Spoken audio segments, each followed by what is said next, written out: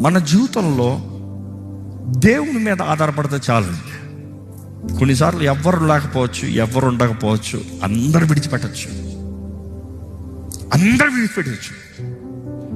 I mean very honest, in my life many times, the peaks of my life, ఈరోజు ఇంత రోషంగా ఇంత ధైర్యంగా నిలబడుతున్నానంటే I been left out many times. Not one stood. ఆ వ్యక్తిని నేను అర్థం చేసుకోగలనని చెప్తాను. ఎందుకంటే ఇంకో యాంగిల్లో చూసి సాకులు చెప్తున్నాడు రా అనొచ్చు ఈజీగా.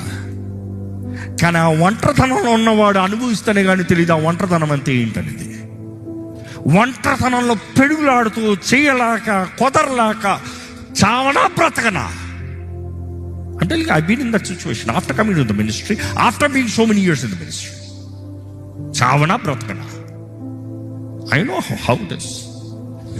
కేవలం కృప చూపించే దేవుడు కాకపోతే మనం బ్రతకలేము. కృప చూపించే దేవుడు ఉన్నాడు కాబట్టే మన ధైర్యం. పిలిచిన దేవుడు నమ్మదగిన దేవుడు. I'm challenging you all here.